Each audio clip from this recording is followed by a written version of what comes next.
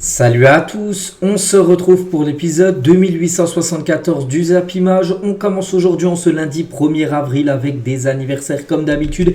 Et on peut voir tous les joueurs qui fêtent leur anniversaire aujourd'hui comme Duvan Zapata, ancien joueur par exemple de l'équipe de l'Atalanta Bergame. Il fête aujourd'hui ses 33 ans, l'attaquant colombien.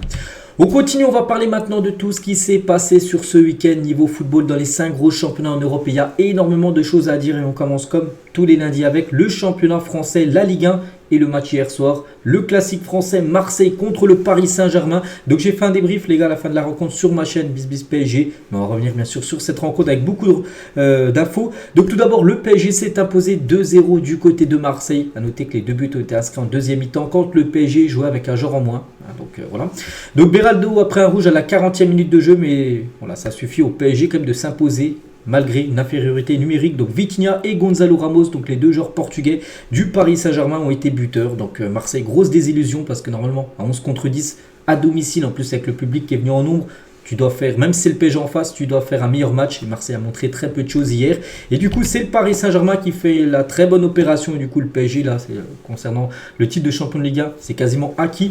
Donc pourtant, Marseille a beaucoup tenté, hein, c'est vrai. Donc Marseille, c'est plus de 22 tirs, 10 tirs cadrés. Il y a eu 10 frappes cadrées de l'Olympique de Marseille, 0 but marqué, ce qui veut dire qu'il y a eu 10 arrêts de Donnarumma, qui a été exceptionnel hier, le gardien italien de côté Paris Saint-Germain. Donc bien sûr, les stats sont moins bonnes vu que le PSG a joué avec un joueur en moins, mais le PSG a quand même eu plus de possession de balle, alors qu'ils avaient un joueur en moins. Mais le PSG, c'est seulement 8 tirs, hein, c'est quasiment 3 fois moins que l'équipe de Marseille. 3 tirs cadrés, là c'est 3 fois moins que l'Olympique de Marseille, mais c'est 2 buts marqués.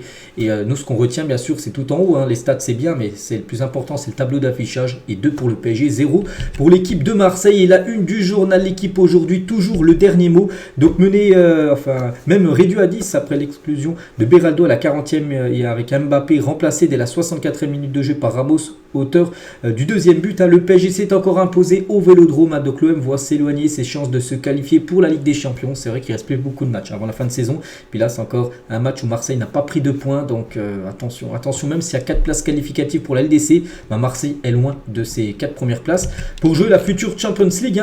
Et le bilan des derniers classiques au Vélodrome en Ligue 1, c'est vrai que c'est une domination totale du Paris Saint-Germain. Donc là, ça a été 2-0. La saison dernière, ça avait été 3-0 avec un doublé de Mbappé. Il y a eu 0-0, il y a eu un 2-0 pour le PSG, il y a eu un 2-0 également pour le PSG. Il y a eu quand même 3 fois 2-0 sur les 5 dernières rencontres. Mais nous, surtout aussi, ce qu'on voit, c'est que l'OM, les gars, c'est 0 but marqué, les gars. Au Vélodrome en Ligue 1, sur les 5 derniers classiques, ça fait plus de 461 minutes de jeu que Marseille n'a pas réussi à marquer contre le PSG au Vélodrome. Surtout dans un match comme ça spécial où les supporters attendent ce match depuis longtemps, donc c'est pas possible, bien sûr, pour l'Olympique de Marseille. Et l'OM, les gars, n'a plus battu le PSG à domicile en Ligue 1, parce que l'OM avait battu le PSG la saison dernière en Coupe de France, mais pas en Ligue 1. Donc ça remonte au 27 novembre 2011. On est quand même en 2024, ça fait 13 ans que Marseille ne s'est pas imposé à domicile contre le PSG dans le championnat français. Ça avait été une victoire 3-0 à l'époque, en 2011. Donc à l'époque, l'Olympique de Marseille était entraîné par un certain Didier Deschamps, maintenant qui est sélectionneur de l'équipe de France. Ça fait plus de 11 ans, donc voilà, c'est vrai que ça commence à dater. C'est la série tout simplement, on peut dire, catastrophique. Côté Paris Saint-Germain, donc avec cette victoire hier, c'est la 50e victoire du Paris Saint-Germain dans un classique, que ce soit à Paris ou à Marseille, peu importe, 50e victoire pour l'équipe parisienne et record pour le PSG. Pourquoi ? Parce que j'avais dit que c'était un nouveau match à l'extérieur, donc si le PSG ne perdait pas, ils allaient égaler la série de Lyon. Regardez, un record, le PSG égalise le record de Lyon avec 21 déplacements de suite sans défaite en Ligue 1. Donc c'est simple, le prochain déplacement du PSG en Ligue 1 qui sera le 24 avril prochain, là, dans 24 jours, à Lorient, s'il ne perd pas, surtout même s'il y a un nul ou victoire, voilà, en gros ça sera le PSG qui aura la série la plus longue dans l'histoire de la Ligue 1 par rapport au nombre de matchs d'affilée à l'extérieur sans perdre. On va parler de Luis Enrique, le coaching gagnant, une note de 7 sur 10 parce qu'aujourd'hui il y a les notes du journal L'équipe, donc il y a les joueurs qui ont été notés aussi, l'entraîneur, l'arbitre, tout le monde, et lui note de 7 sur 10 par rapport à ses choix qu'il a fait, parce que Beraldo il a pris un rouge, donc il a fait sortir Randal Kolo Muani pour faire rentrer un défenseur. Il a fait pas mal de choix, il a fait sortir Mbappé à la 64e minute de jeu, donc tout ça c'est des faits de coaching, puis voilà, il a quand même réussi, on peut dire, son coup, Luis Enrique, et il a dit en conférence de presse, j'aime les matchs chauds avec de l'ambiance, ce sont sont des matchs qui donnent des sentiments forts aux supporters. C'est qu'hier, hein, l'ambiance était incroyable. C'est un match chaud, bien sûr, entre ces deux belles équipes. Et lui, il aime bien sûr ce genre de match. Hein. Luis Enrique, toujours avec lui, il a dit hein, je n'ai pas aimé la première période de mon équipe. On était loin de notre niveau habituel. Je pense que face à une équipe plus précise, hein, on aurait été pénalisé. Donc, en gros, une équipe plus redoutable. Je ne sais pas, tiens, le Barça, que le PSG va affronter dans 9 jours maintenant. Enfin, ce sera le 10. Voilà, ce sera mercredi, dans 1 semaine et 2 jours exactement. Bref, donc voilà, contre une équipe un peu plus précise, bah là, ça passera pas. Mais bon, c'est passé hier contre l'Olympique de Marseille. On va parler de cet homme-là, Donnarumma, qui est pour moi, bon, il y a vraiment 2 joueurs pour moi du PSG qui sont sortis du lot, hein, qui ont été exceptionnels. Bah, il y a lui déjà, Donnarumma, il dit 10 tirs cadrés de l'Olympique de Marseille, 0 but marqué parce que Donnarumma était exceptionnel. Et actuellement, est-ce que ce serait le meilleur gardien d'Europe à l'heure actuelle hein, quand on dit actuellement, on va dire sur le dernier mois, certainement, il est incroyable, hein, Donnarumma. Donc ça, c'est plutôt une bonne nouvelle pour le PSG, bien sûr, avant les futurs matchs, hein, dont des matchs très importants. Déjà après-demain contre Rennes en Coupe de France et aussi la Ligue des Champions dans une dizaine de jours. Hein. Et l'autre joueur aussi qui a crevé l'écran hier, qui a été exceptionnel, c'est lui, Vitinha. Donc la célébration iconique de Vitinha après son but face à l'OM. Donc on impressionne un peu la célébration. À la Jude Bellingham un peu, mais voilà ce qu'il a mis hein, sur son compte X Twitter, hein, le classique est à nous, hein, voilà ce qu'il a pu mettre Vitinha, énorme prestation de la part du milieu portugais, déjà buteur sur le premier but du match, puis même outre son but, même s'il n'aurait pas marqué, il aurait réalisé un gros match parce qu'il a été exceptionnel au milieu de terrain, il a perdu très peu de ballons, il a touché énormément de ballons, c'était la pièce maîtresse hein, au milieu de terrain du côté de Paris. Luis Enrique tient sur Vitinha, il a dit Vitinha est un joueur parfait pour mon style de jeu, vu que lui aime bien la possession, tout ça, mais lui c'est un joueur qui touche beaucoup de ballons et qui en perd très peu, il a toutes les qualités nécessaires pour un milieu de terrain et il a encore une sacrée marge de progression, c'est-à-dire qu'il peut encore énormément progresser Vitinha. C'est que cette saison, Vitinha, les gars, c'est quand même exceptionnel. Hein, sous Luis Enrique, c'est quand même très très fort. Et Vitinha, voilà, il est éblouissant. Une note de 8 sur 10 aujourd'hui dans le journal de l'équipe. Hein, donc très bon match de sa part. Donc concernant Iliman Ndiaye, l'attaquant de l'OM, une note de 2. Hein, c'est même pas très mauvais match, c'est match catastrophique hein, de la part du joueur sénégalais. On va parler maintenant de Kylian Mbappé parce que Mbappé, bon déjà on ne savait pas s'il avait commencé titulaire, remplaçant parce que les derniers matchs en Ligue 1, on sait qu'il est souvent sur le banc, donc déjà il a commencé titulaire avec le brassard de capitaine, mais il n'a pas fait le match entier. Il est sorti à la 63e minute de jeu lors de ce classique, il cède sa place à Gonzalo Ramos et on peut voir qu'il était dégoûté. Hein, regardez, 63e et 23 secondes, regardez, Luis Enrique lui dit, il monte le panneau, le 4e arbitre monte le panneau que c'est le 7 qui sort, donc Mbappé, et bien sûr, voilà, il a tiré la tête à Kylian Mbappé.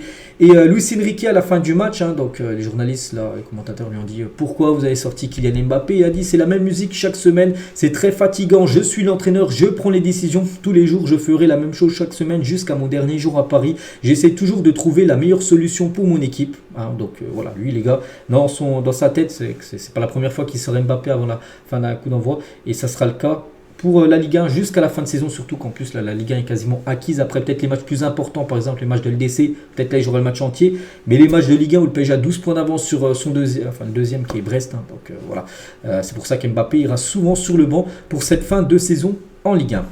Et un journaliste, il a dit que Kylian Mbappé a tenu des propos insultants possiblement envers Luis Enrique. En avez-vous entendu parler hein. Luis Enrique est surpris, hein, je n'ai rien vu, rien du tout parce que Mbappé, d'après ce que j'ai pu voir, en gros, il aurait insulté Luis Enrique. Hein, quand j'ai dit, tiens, là, sur cette image-là, quand il a pris, en gros, il aurait dit fils de, vous savez, c'est quoi le mot d'après.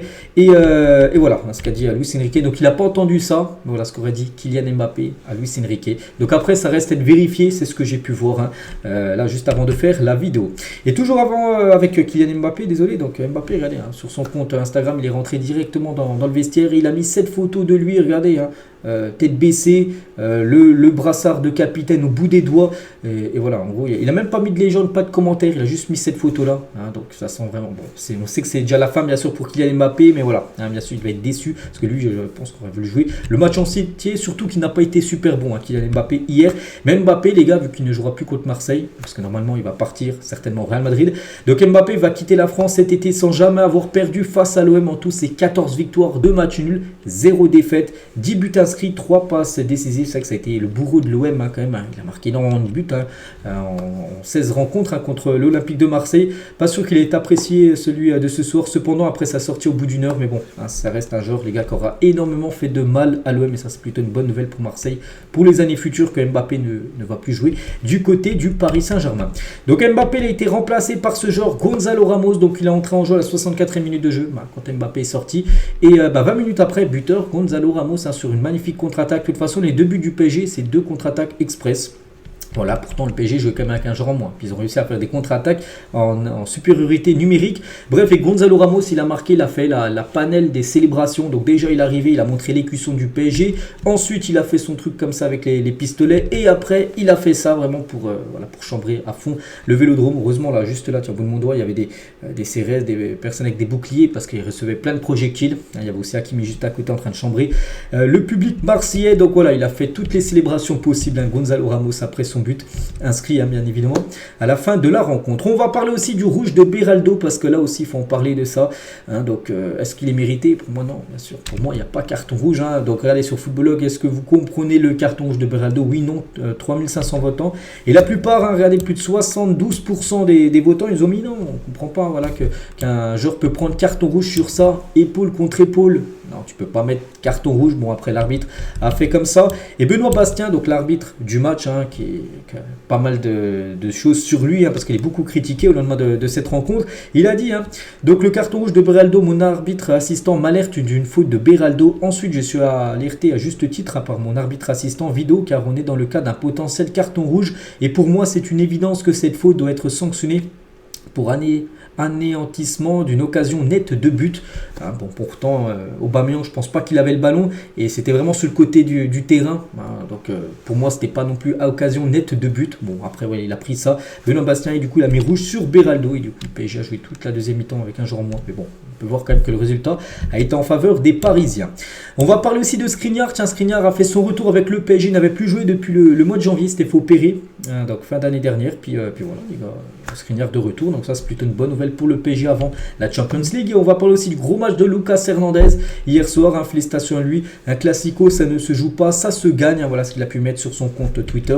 Lucas Hernandez et même la story de la femme de Lucas Hernandez hier soir. Je ne vous entends pas. Donc là, elle a chambré totalement le public marseillais. Donc celle qui a mis ça sur son réseau Instagram. On va parler aussi de Danilo Pereira. Gros match de la part de Danilo. Vraiment un joueur fidèle au club. Déjà, c'est maintenant un ancien du côté du PSG. Puis c'est un joueur qui répond très souvent présent du côté du Paris Saint-Germain. Toujours avec cette rencontre, donc les joueurs du PSG ont été accueillis en héros par le Cup à leur arrivée à Charles de Gaulle cette nuit. Ils sont arrivés aux alentours des 1h30 du matin. Ils ont pris l'avion bien sûr pour rentrer. Et Warren Zaïre a notamment entonné des chants avec ses supporters parce qu'il y avait beaucoup de supporters du PSG qui attendaient bien sûr l'équipe pour les féliciter par rapport à cette victoire. Donc voilà, ils ont chanté bien sûr à 1h30 du matin du côté de l'aéroport. Et côté Marseille, parce que là on a parlé surtout côté PSG, donc côté Marseille c'est quand même une grosse désillusion et c'est la première défaite au Vélodrome cette saison pour l'OM. Ils n'avaient pas perdu le moindre match cette saison à domicile. Ma première défaite contre en plus le rival historique, le Paris Saint-Germain. Et l'OM a quand même un gros problème. Ils ont joué 7 fois en supériorité numérique cette saison pour seulement une victoire. C'était contre le Havre. Donc c'est-à-dire qu'ils ont joué avec un joueur en plus. C'est-à-dire l'autre équipe a pris un rouge. Et regardez, il y a eu 2 défaites, Brest et Paris. Il y a eu 4 matchs nuls et seulement une victoire alors que tu joues avec un joueur en plus. C'est pas possible, bien sûr. Regardez, l'OM a encaissé 7 buts en supériorité numérique cette saison en Ligue 1. Regardez, on a par exemple 2 buts encaissés hier alors que l'OM joue avec un joueur en plus lors de la rencontre. Donc normalement, quand tu joues avec un joueur en plus, donc normalement, c'est plus simple. Tu as toujours un joueur libre normalement. Et non, voilà, pour Marseille, ils ont beaucoup de mal à jouer contre les équipes, on va dire, qui ont un joueur en moins. Et l'OM n'a plus marqué au Vélodrome face au PSG en Ligue 1 depuis 461 minutes de jeu. Le dernier but de Marseille était Florian Thauvin en 2017. Ça aussi, j'en ai parlé un petit peu tout à l'heure, les gars, c'est une stat, on peut dire, catastrophique pour Marseille. Jean-Louis Gasset avait commencé fort, on se souvient, 5 matchs et 5 victoires. Depuis, là, il marque le pas. Il y a eu une défaite contre Villarreal, il y avait une défaite, je ne sais plus c'était contre qui, avant la trêve, je me souviens plus de l'équipe en face. Et voilà, la défaite contre le PSG. Ce qui est hallucinant, c'est qu'ils nous ont pris en contre 2 fois à 10. Voilà, ça, il ne comprend pas parce que les 2 buts du PSG, c'est 2 buts en contre-attaque. Alors que voilà, quand même le PSG jouait avec un joueur en moins. Toujours avec Gasset, j'ai vu des joueurs fatigués parce qu'ils ont tout donné tout au long du match. Si on reste avec cet état d'esprit, on va faire une grande saison. Il a également dit à match comme ce soir, on ne doit pas freiner quoi que ce soit. Si ce public nous soutient comme il nous a soutenu ce soir, parce que l'ambiance était exceptionnelle. Je pense que l'on peut encore faire une très belle saison parce qu'il faut le dire les gars. J'en avais parlé il y a quelques jours, j'avais dit qu'on risque de battre le record d'affluence. Et oui, le record historique au Vélodrome pour ce classique. 66 000 spectateurs. Record d'affluence au Vélodrome, avant je crois que c'était 65 890 à peu près spectateurs. Bon, il y avait plus de spectateurs hier. Je voyais même à l'écran les gars, regardez, même il y avait des spectateurs qui étaient assis sur les marches Ils n'étaient même pas sur les sièges, ils étaient sur les marches. Je ne sais même pas s'il y a encore des places disponibles, j'en sais rien. Voilà, il y a énormément de monde, mais le problème c'est que voilà, Marseille, l'équipe, le public a répondu présent, mais l'équipe, les joueurs n'ont pas répondu présent avec une défaite 2-0. Pourtant l'ambiance était magnifique bien sûr, avec des feux d'artifice, où pourrait peut-être être sanctionné, bien sûr, l'Olympique de Marseille, on verra. Et les fanatiques, donc les groupes de supporters de l'OM, pestent contre l'absence des supporters parisiens. Les classiques sans visiteurs n'ont pas de saveur. Réouvrez les parcages parce que depuis 2015, c'est interdit pour les supporters de Paris d'aller à Marseille. Bon, c'est pareil dans le sens inverse aussi concernant les supporters de Marseille au Parc des Princes, mais voilà. Donc il faut rouvrir les parcages parce qu'eux, ils auraient voulu que les supporters du PSG soient présents tout simplement dans la tribune visiteur. Et Gasset, les gars, n'accepte pas le but refusé. Le but refusé, je ne comprends pas. Verretou la met de l'autre côté, ça change tout le match, c'est 15-20 minutes où on pouvait gagner le match. But refusé, c'est de la frustration, c'est vrai, parce que l'arbitre, Benoît Bastien, pas mal de choses à dire, et c'est vrai que pour moi, voilà, je ne vous cache pas, il y a certainement but. Je ne comprends pas pourquoi le but n'a pas été validé. Voilà, donc voilà. Qu'est-ce qu'il y a en gros? Il n'y a pas d'hors-jeu. Juste en gros, c'est parce que Donnarumma gêne Enrique là gênerait Donnarumma sur la ligne, le gardien du PSG, ce qu'il a dit. Au moment de la frappe, c'est Benoît Bastien qui a dit ça, l'arbitre. Enrique est en position de hors-jeu et par sa très grande proximité avec le gardien de but, il influence très grandement la capacité de Donnarumma à intervenir. Par conséquent, sa position devient sanctionnable. Donc voilà pourquoi le but n'a pas été validé hier. Donc c'est pour ça qu'il y a eu pas mal de faits de jeu tout simplement que l'arbitre, voilà, on se demande encore ce qu'il a pu faire. Et Verretou, les gars, on a tout donné. Si on a le même état d'esprit jusqu'à la fin de saison, on va en gagner des matchs. On va essayer d'aller le plus loin possible maintenant, bien sûr, en Europa League. Et pour revenir, les gars, tiens, sur ça, regardez, Jérôme Alonso, même Benoît Chirou. Donc Alonso, il a dit sur cette action-là, Benoît Bastien aurait dû être appelé pour se faire une idée par la VAR parce que en gros, il a refusé le but sans être allé voir la VAR. Donc il aurait au moins dû aller voir la VAR pour même s'il aurait refusé le but, au moins aller voir les images, vous avez compris.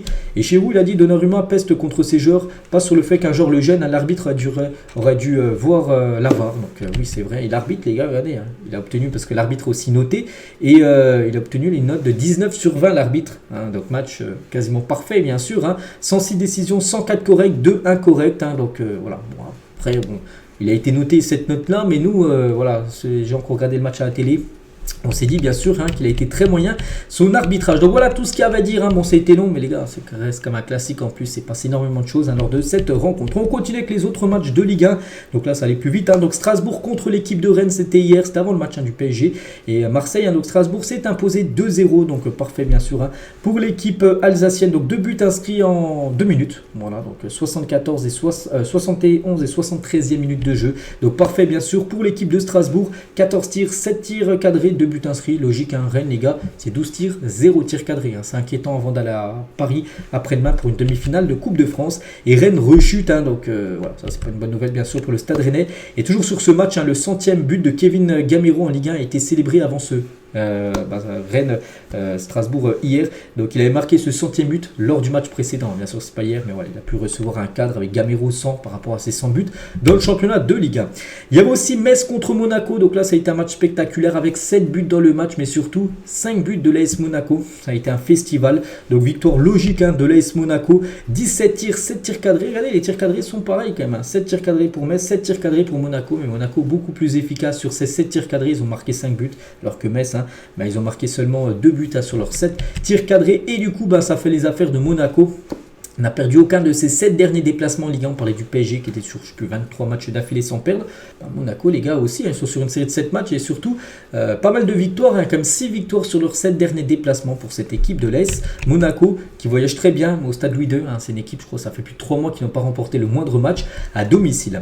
Et le terrible constat d'Alexandre Oukidja, donc le gardien du FC Metz, j'ai fait tout simplement n'importe quoi. Ce soir, je les ai abandonnés, ses coéquipiers, parce qu'il a tenté un truc. On se demande ce qu'il a fait. Un coup, il a le ballon, les gars, et c'est le gardien. Il a essayé de faire une talonnade vers un petit pont sur Balogun. Balogun, les gars, il a contré, ça fait but juste après. Donc, énorme boulette de sa part, le gardien. Donc, il a dit j'ai fait n'importe quoi. Oui, t'as fait n'importe quoi parce que t'avais pas à faire ça. Il fallait absolument, bien sûr, dégager le ballon. Lyon contre le Stade de Reims. Donc, tiens, Lyon qui joue demain. Demain, mardi, un match première demi-finale. Mardi et la deuxième, ça sera mercredi avec le PSG. Donc, Lyon contre Reims, un partout entre ces deux équipes. Donc, Lyon était mené 1-0 et Lyon a égalisé. Donc partage des points, donc les statistiques de la partie, ça a été un match plutôt serré, donc le nul est plutôt logique. Et coaching gagnant quand même de la part de Pierre Sage face à Reims.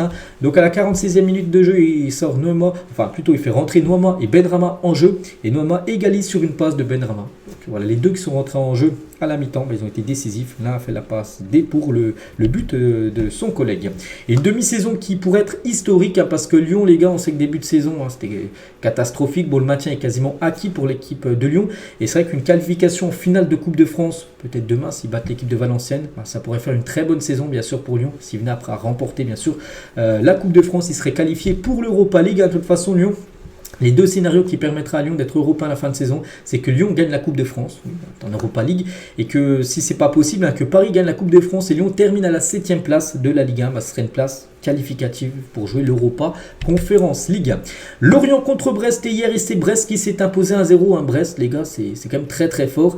Donc Del Castillo, l'unique buteur du match, côté brestois, on peut voir les stats. Donc Brest souvent a été dominé, 10 tirs, seulement 2 tirs cadrés, mais ils ont réussi à marquer un but. Brest, et incroyable, ils ont de nouveau gagné le match. Et Brest, cette saison contre Lorient, c'était le derby, ils ont mis un 5-0 cumulé, 4-0 match aller et 1-0 lors du match retour. Donc voilà, parfait bien sûr.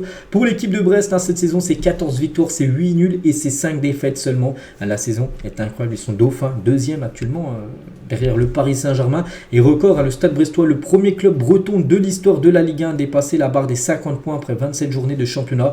Donc voilà, jamais une équipe bretonne, que ça soit Rennes, que ça soit les autres équipes dans la Bretagne, a réussi à avoir 50 points après 27 journées. Ils sont en train de le réaliser, cette équipe de Brest. C'est fou, Imaginez le Stade Brestois affronter le Real, le Bayern ou encore Liverpool la saison prochaine en Ligue des Champions. C'est tout ça va certainement se faire, parce que là, les journées de Ligue 1 se passent et eux gagnent, et ils sont de plus en plus proches de finir deuxième et de jouer bien sûr cette future Champions League. Et Romain Del Castillo, l'unique buteur du match, qui a fêté la naissance récente de sa petite fille avec un but de la victoire face à Lorient. C'est magnifique, félicitations à lui et sa maman. Donc il a dit, il n'y a pas beaucoup de semaines comme ça dans une vie, comme je vous ai dit. Il a pris la naissance de sa fille quelques jours avant, puis là il était buteur hier lors de ce match, pour ça qu'il était très heureux à la fin de la rencontre. Et côté Brest, les gars, donc Brest, c'est une équipe qui prend très peu de buts, parce qu'ils ont un magnifique gardien, il est très bon, un gardien tellement sous-coté. On parle beaucoup à Donnarumma, tous ces gardiens-là en Ligue 1, mais Marco Bizot, les gars, c'est du niveau Ligue des Champions, une note de 8/10, il a été exceptionnel encore, le gardien de Brest, peut-être avec Donnarumma, peut-être les deux meilleurs gardiens actuellement cette saison du côté de la Ligue 1.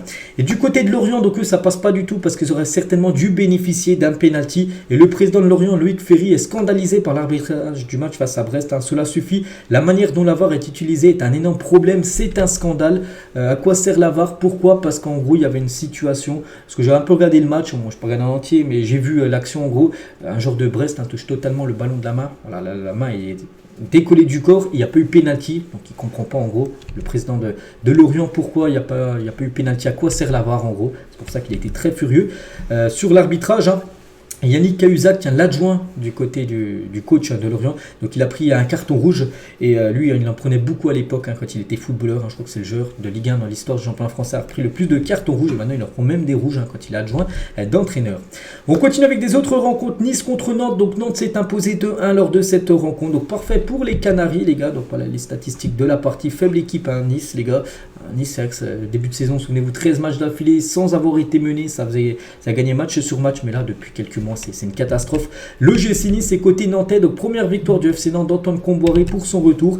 Donc 17 mars, Antoine Comboiré signe au FC Nantes, et 31 mars, voilà, n'oubliez pas que Nantes avait perdu le dernier match contre Strasbourg 3-1, Gourvenec a été viré. Donc Comboiré revient, et Comboiré, voilà, première victoire pour lui. Objectif maintien bien sûr pour les Canaries. Le Havre contre Montpellier, c'est Montpellier qui s'est imposé 2-0. Donc Ferry et Christopher Julien, les deux buteurs, les deux là sur l'image. Donc parfait pour Montpellier aussi, objectif maintien. Pour les Montpelliérains, ça c'est pas du tout une bonne nouvelle, bien sûr pour l'équipe du Havre pour se maintenir. Et avec cette victoire, Montpellier, c'est leur 400e victoire dans leur histoire en première division. Et le dernier match est entre Clermont et Toulouse. Et Toulouse, un gros résultat, donc 3-0 pour les Toulousains qui ont quasiment atteint le maintien. Donc Clermont, voilà, ils vont certainement jouer en Ligue 2 la saison prochaine. Donc les statistiques, pareil, 11 tirs, donc 15 tirs même pour Clermont plus, 5 tirs cadrés, Et voilà, Toulouse en a mis 3 alors que Clermont en a mis 0. Et concernant Toulouse, donc Dalinga était buteur et cette saison, toute compétition confondue, donc Ligue 1, Europa League ou même Coupe de France, 37 matchs, 16 buts et 4 passes D pour ce joueur qui avait déjà des magnifiques stats la saison d'avant, 18 buts et 3 passes D, là 16 buts et 4 passes D. Donc acheté seulement 2,5 millions d'euros, sacré recrue ce joueur, mais on pas sûr qui restera du côté de Toulouse en fin de saison. Donc voici tous les résultats. Donc Lille-Lens, j'en ai parlé samedi, vu que le match a lieu vendredi, donc voilà. Voilà, une journée de Ligue 1. Donc l'équipe type de cette 27e journée de Ligue 1, Donnarumma, un 10 arrêts du côté du Vélodrome, bien sûr, dedans. Il y a aussi Dalinga, qu'on a parlé juste avant, buteur, il est dedans. Minamino, il était buteur. Vitinha, avec son gros match contre l'OM hier, il est dedans également. Donc Vanderson ou même voilà, les autres joueurs, comme Ferry, les gars, le milieu de Montpellier, également buteur, il est présent dedans. Les meilleurs buteurs de Ligue 1, donc ça bouge pas. Mbappé toujours en tête, 24 buts pour Mbappé devant David, 15 et Lacazette, 13 buts. Donc voilà le classement, le podium, on va dire, des 3 meilleurs buteurs. La suite, les meilleurs buteurs de la Ligue 1 et le classement tout court. Donc le PSG s'envole pour remporter le championnat, 12 points d'avance sur l'équipe de Brest. Donc on a 27 journées, il reste 7 de journée jusqu'à la 34e et dernière journée. Donc bon, Paris va finir premier. Après, qui va finir deuxième? Brest, Monaco, bien parti. N'oubliez pas les 3 premiers qualifiés directement en Ligue des Champions, le 4e jouera un barrage. Donc Marseille, les gars, Marseille avec cette défaite, 39 points. Ils ont quand même 11 points de retard sur Brest. On ne va pas revenir sur Brest, mais voilà, même accroché la 4e place. Marseille a 7 points de retard. Voilà, c'est très compliqué. N'oubliez pas que je crois le prochain match de Marseille, en plus, c'est un match contre Lille. Donc ce sera un match très important également. Et Clermont, les gars, avec 20 points. Donc voilà. Premier non relégable, c'est le A, 27 points. Il y a 7 points de retard pour l'équipe de Clermont. Très rapidement, on va parler de la Ligue 2. Donc, on va parler de l'AS Saint-Etienne parce que ça fait plaisir. Je veux revoir Saint-Etienne. Enfin, moi, personnellement, la saison prochaine en Ligue 1. Et ils se sont imposés contre Valenciennes, qui prépare très mal son déplacement au Groupama Stadium contre Lyon demain, Coupe de France.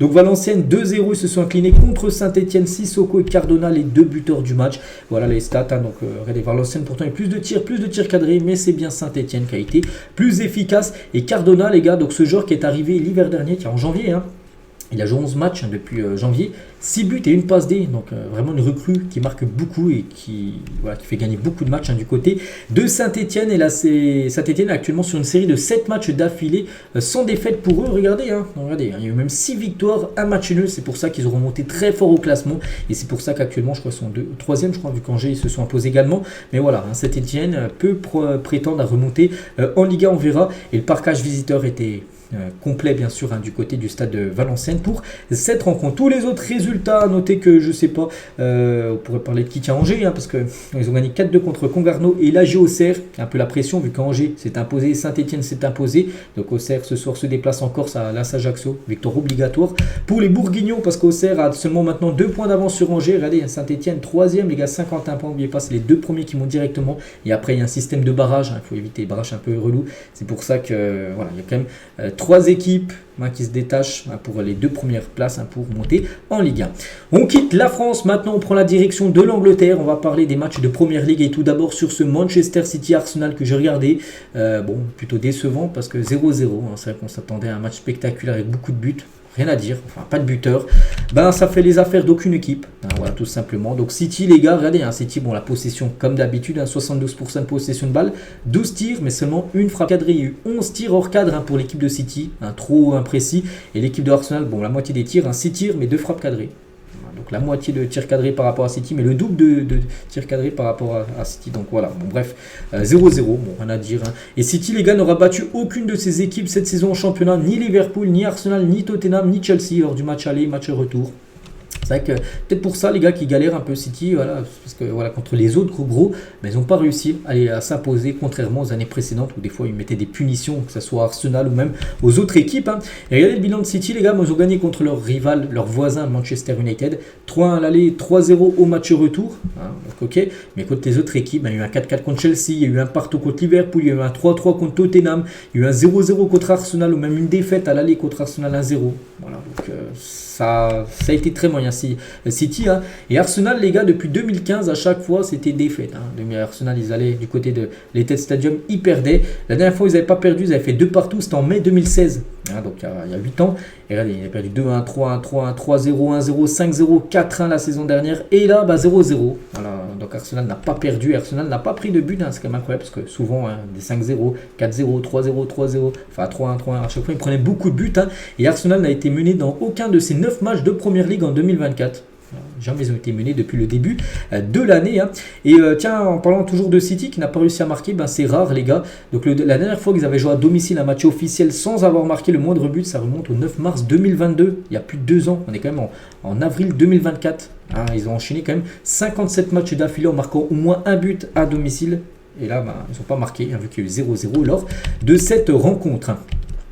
Ils ont galéré parce que quand même la charnière, peut-être l'une des meilleures charnières actuellement au monde, donc Gabriel et William Saliba, donc les 3 derniers matchs d'Erling Haaland, quand ils ont affronté ces deux-là, 0 but, 0 tir cadré. Haaland, on ne l'a pas vu hier, parce qu'en gros, Gabriel et William Saliba, les gars, totalement esselé, on peut dire, Erling Haaland, qu'on n'a pratiquement pas vu lors de cette rencontre. Et on notait que Jack Grealish, les gars, il a reçu vraiment une grosse gueulante de la part de Pep Guardiola à la fin du match par rapport à ses erreurs. Donc déjà il est rentré en cours de jeu et Grealish n'a pas fait une bonne entrée. Donc Pep Guardiola est voir directement à la fin du match. Il lui a mis une gueulante pendant au moins 2 minutes. Donc voilà ce qui s'est passé lors de cette rencontre. Donc ça fait les affaires surtout d'une équipe, les gars. Ce match nul, c'est Liverpool, parce que Liverpool, pour eux, un match nul dans l'autre entre City et Arsenal, c'est le score parfait pour eux. Voilà, c'est ce qui s'est passé. Donc parfait pour les Reds, surtout que Liverpool, quelques heures avant le match entre City et Arsenal, eux, se sont imposés 2-1 contre Brighton. Pourtant, ça a mal démarré, vu que Welbeck avait été buteur côté Brighton, mais Luis Diaz qui a égalisé et Mohamed Salah qui a permis à Liverpool de prendre l'avantage. Donc parfait bien sûr pour les Reds, plus de 30 tirs pour Liverpool, c'est énorme, bon, seulement 8 tirs cadrés mais 2 buts inscrits. Le principal c'était de s'imposer et se sont imposés même si ça a été dans la douleur, et Liverpool garde le rythme tout simplement. Donc Luis Diaz déjà qui a égalisé, la célébration du joueur pisté par le PSG pour l'été prochain, et Mohamed Salah, buteur du 2-1, on va dire le match, le but de la victoire. Donc félicitations à Salah, et cette saison il est décisif pour la 35e fois depuis le début de saison. 22 buts et 13 passes D pour Mohamed Salah, encore qui réalise une saison exceptionnelle. C'est pas la première fois qu'il a des stats comme ça. C'est saison après saison. Quel joueur, bien sûr, ce Mohamed Salah. On va parler aussi d'Alexis Mac Allister qui a fait un énorme match, donc déjà décisif. Il a fait une passe D contre Brighton. Regardez sur ces derniers matchs, les gars. Chaque fois il était décisif, pourtant il joue au milieu de terrain. Et surtout il a fait mal à son ancien club parce que l'été dernier il jouait du côté de Brighton, donc il a été transféré à Liverpool, puis il a fait un énorme match contre son ancien club de Brighton. Et on va parler de Virgil van Dijk, donc vient de perdre son premier duel aérien en première ligue depuis le 31 janvier dernier. Ça datait. Donc le Hollandais restait sur 25 duels aériens gagnés de suite. Donc Lewis Dunk met fin à cette série ce dimanche. Il a perdu, en gros il n'a pas pris un ballon de la tête. Pourtant les 25 derniers duels aériens il les avait remportés. Une petite info de plus sur Virgil van Dijk.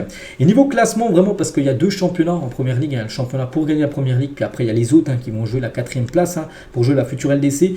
Liverpool, ça fait les affaires des Reds avec 67 points, 2 points d'avance sur Arsenal et maintenant 3 points d'avance sur City. Mais regardez la différence de but, Liverpool à 40 et City à 35. Donc ça va se jouer aussi, une différence de but, ça va compter en fin de saison.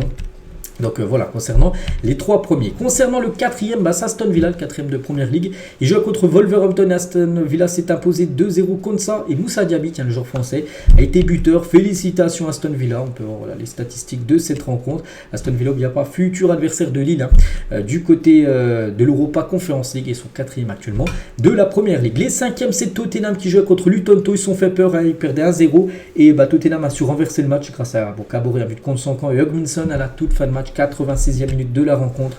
Donc les stats de la partie dominés bien sûr par l'équipe des Spurs. Donc voilà, Minson buteur en toute fin de match bien évidemment. Et ça s'est joué à rien, ils n'auraient même pu gagner. Peut-être le match.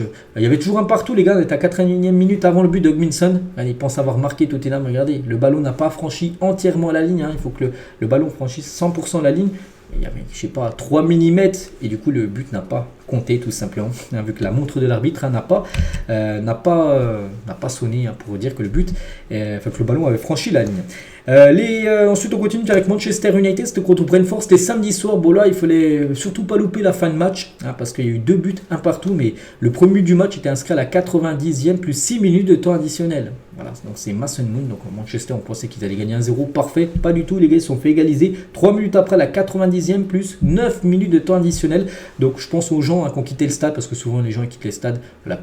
Il y a des gens à la 90e, mais ils ont loupé en gros les 2 buts du match. Donc voilà, concernant cette rencontre où c'est passé, où vraiment ça s'est animé en toute fin de match, et Mason Mount a été buteur et ça date. Il aura fallu attendre le 30 mars 2024 pour voir Mason Mount inscrire le premier but avec Manchester United. Donc lui qui a été transféré, qui avait quitté Chelsea pour arriver à Manchester United, où flop, mais bon, il a été buteur ce week-end. Et quand Naël Maupay change chambre plutôt, Scott McTominay sur Instagram, ce fan était désespéré dans le but d'obtenir mon maillot, parce que Scott McTominay a tiré le maillot de Maupay, et voilà ce qu'il a pu mettre à Maupay. Donc Maupay, les gars, c'est quand même le vrai champion du chambrage en première ligue, il aime bien souvent chambrer, on peut dire, ses adversaires. Chelsea, les gars, jouait contre Burnley, une équipe, je crois, très mal classée, et Chelsea n'a pas réussi à gagner le match, 2 partout. Bon, Cole Palmer a été très bon dans le match, avec un doublé, mais ça n'a pas suffi, bien sûr, pour cette équipe de Chelsea. 33 tirs pour Chelsea, 13 tirs cadrés, c'est énorme. Il y a eu 11 arrêts du gardien de Burnley qui a été exceptionnel. Donc voilà, il y a eu 33 tirs pour Chelsea, 18 pour Burnley, il y a eu beaucoup de tirs. Et du coup, 4 buts dans la rencontre et Cole Palmer auteur d'un doublé avec Chelsea. Et donc sa saison personnelle en première ligue, en championnat. 24 matchs joués, 13 buts et 8 passes D. C'est tout simplement le meilleur joueur et de loin de Chelsea. Heureusement qu'il est là, sinon déjà Chelsea, ça va pas fort. Il serait pas là, Chelsea jouerait le maintien. Il serait peut-être même relégable actuellement. Heureusement qu'il est là, ce Cole Palmer. Donc là, c'est ses stats en première ligue. Mais on saura ajouter les autres compétitions. Bon, pas la Coupe d'Europe, ils n'ont pas joué à la Coupe d'Europe, mais par exemple la FA Cup ou même la Carabao Cup. Mais il montre ses stats à 18 buts et 12 passes D. Le joueur de Chelsea, Cole Palmer. Donc magnifique joueur, bien sûr, à 21 ans. Newcastle-West Ham, un match complètement fou. Newcastle s'est imposé 4-3, mais un scénario fou. Donc je vais vous dire pourquoi. Donc tout d'abord, les statistiques de la partie. Pourquoi? Parce que West Ham menait 3 à la 76e minute de jeu. Puis après, ça a été la remontada, parce qu'on peut prendre ce mot remontada de Newcastle. En 20 minutes, ils ont marqué 3 buts.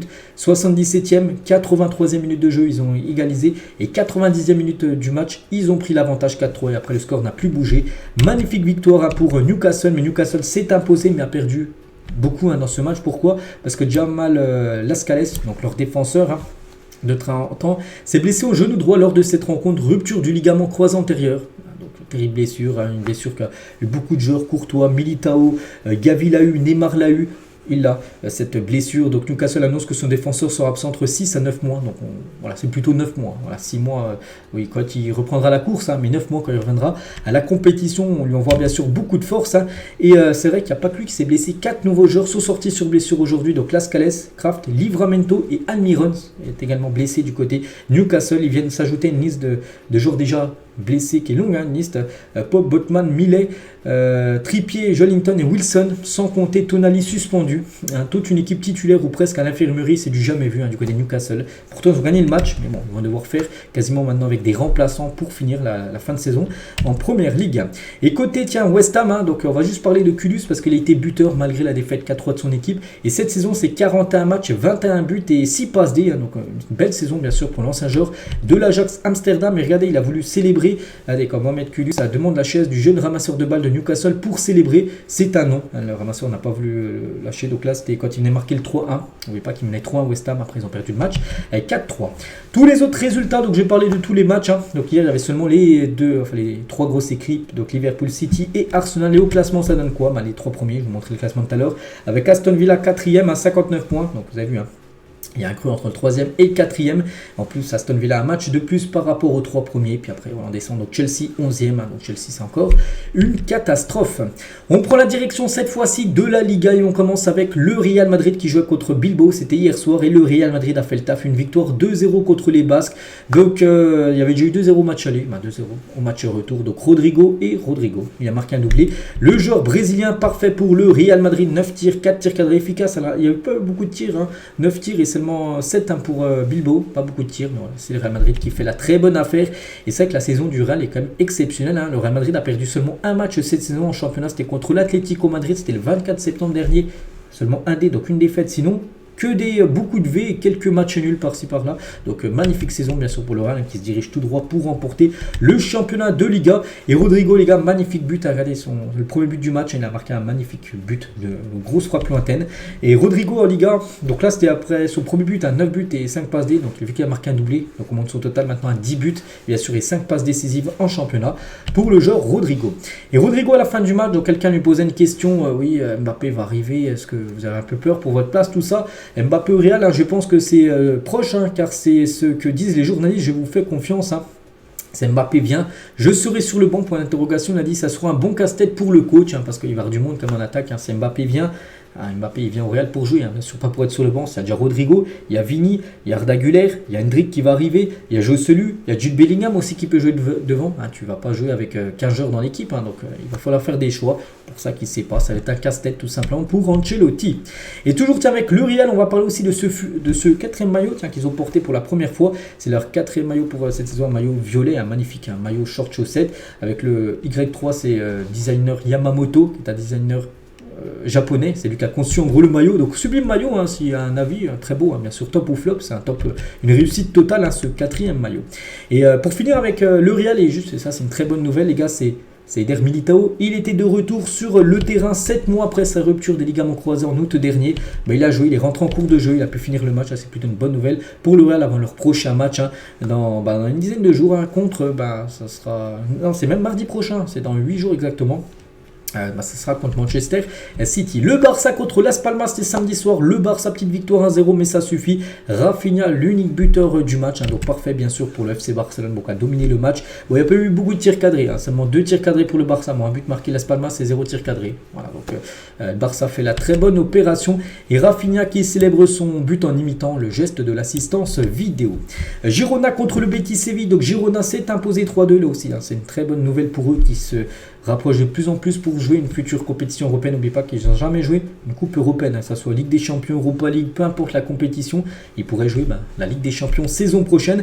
A noter que l'Ukrainien Dobik a inscrit un doublé lors de cette rencontre. Ils ont marqué le but du 3-2 à la 92e minute de jeu. Stoigny buteur en toute fin de rencontre. Donc félicitations à cette équipe de Girona. Et ce joueur, je l'ai dit, l'Ukrainien qui a marqué le doublé. Donc les co-meilleurs buteurs de la Liga avec 16 réalisations, ex aequo avec Jude Bellingham. Séville s'est imposé 0 contre Retafe. Le buteur côté sévillan, c'est Sergio Ramos. Et Ramos vient d'inscrire comme son 7e but de la saison, toute compétition confondue. N'oubliez pas que c'est un joueur qui joue défenseur central. C'est un joueur âgé, il a quand même 38 ans dans le foot. Donc il a fêté même son anniversaire, c'était le 30, c'était samedi, c'était avant-hier. Et voilà, donc en tout, c'est 7 buts là cette saison et 142 buts depuis le début de sa carrière pour Sergio Ramos. 142 buts, c'est quand même incroyable, surtout pour un défenseur central.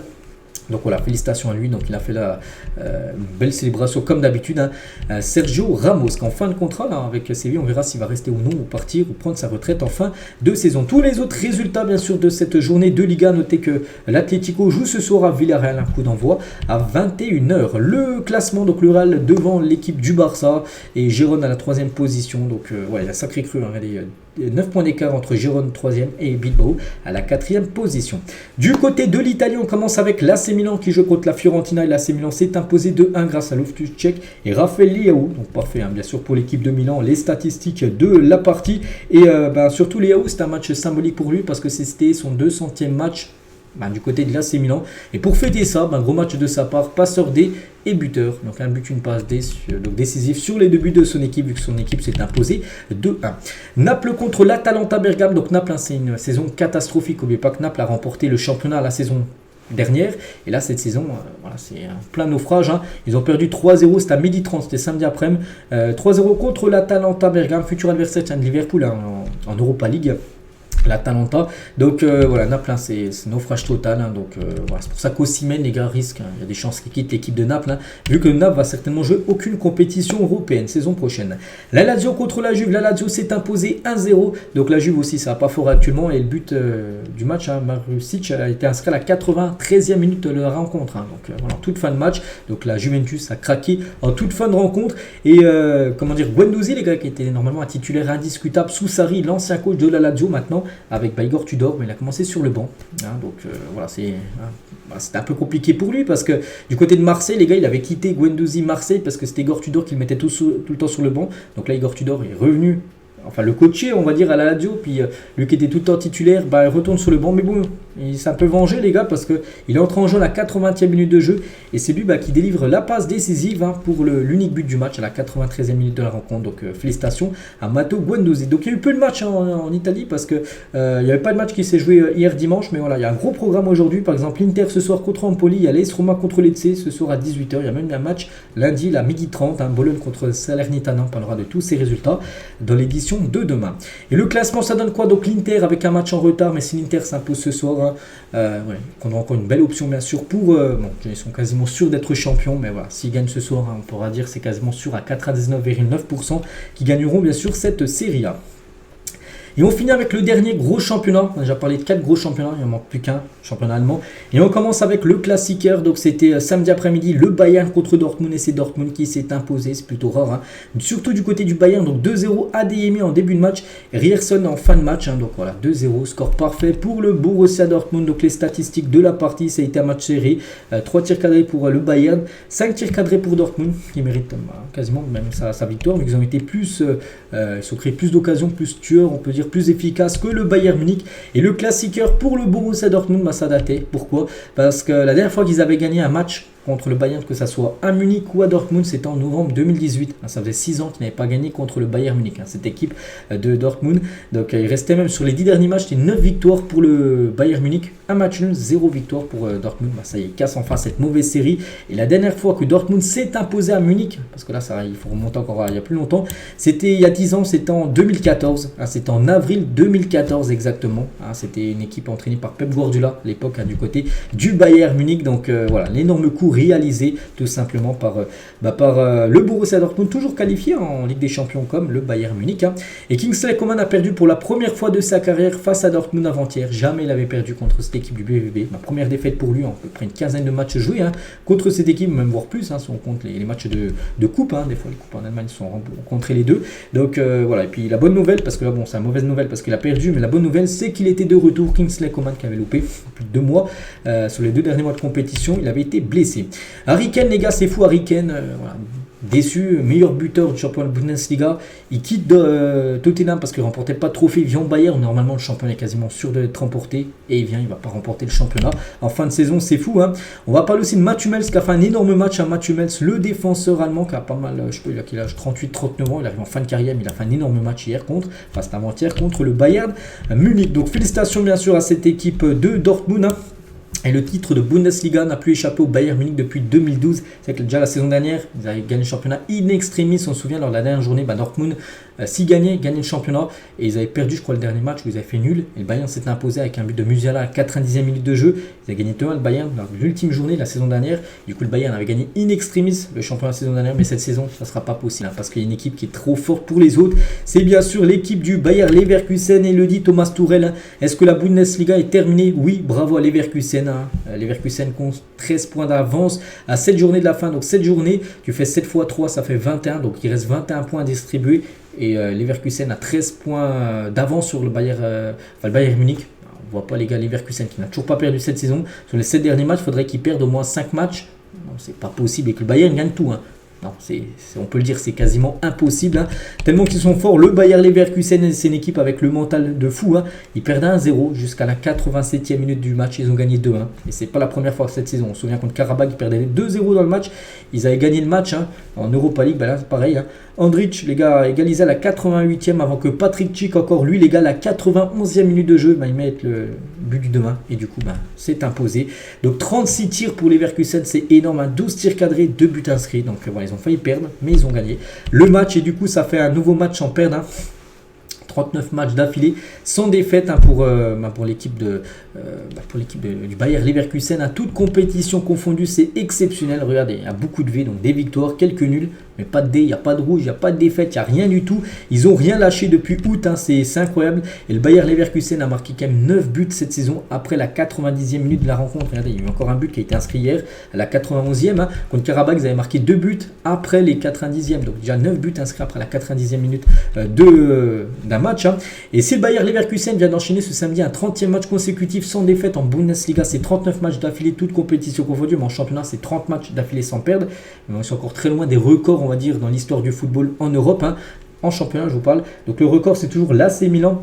En championnat, ils avaient enchaîné 58 matchs en championnat. C'était entre 91 et 93, donc 58 matchs en championnat sans perdre. Bayern 53, Arsenal 49, Juventus 49 et Liverpool 44. Donc eux, c'est à 30 matchs, l'équipe du Bayer Leverkusen en championnat sans défaite. Tous les autres résultats, donc on va juste parler d'un match Stuttgart hier contre Heidenheim 3-3. Et à noter que Guirassy a été de nouveau buteur malgré le nul de son équipe. 23 matchs, 25 buts et 2 passes D. Là aussi, la saison est exceptionnelle.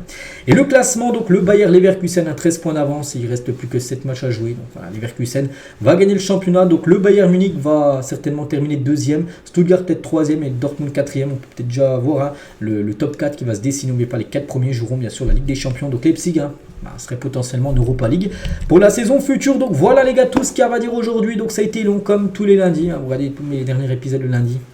C'est à chaque fois long parce qu'on parle de tout ce qui s'est passé dans les 5 gros championnats en Europe. Mais il y a encore des autres infos bien sûr à vous donner parce que là j'ai parlé seulement des résultats, tout ça. Il y a des autres infos que je vous donnerai tout à l'heure, cet après-midi, dans l'After Zapima sur ma chaîne secondaire. Donc voilà ce qu'il y a à dire. J'espère que ça vous a plu. On se retrouve demain sur cette chaîne pour le prochain numéro. À plus tard.